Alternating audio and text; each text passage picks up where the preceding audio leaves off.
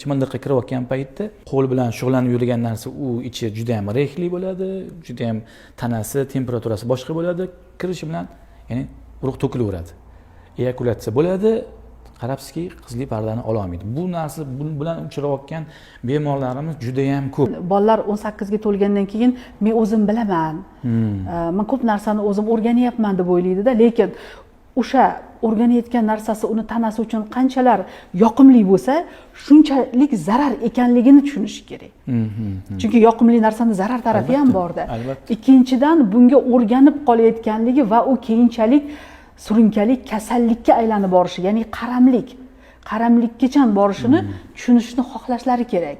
Ya'ni anglashlari kerak. Ha, agar men muntazam mana shu anonizm bilan o'zimni o'zim qoniqtirish bilan shug'ullanadigan bo'lsam, ertaga meni tanam zarar ko'radi, ruhiyatim zarar ko'radi deb o'zi his qilib ko'rish kerak va uni to'xtatishni o'rganish kerak.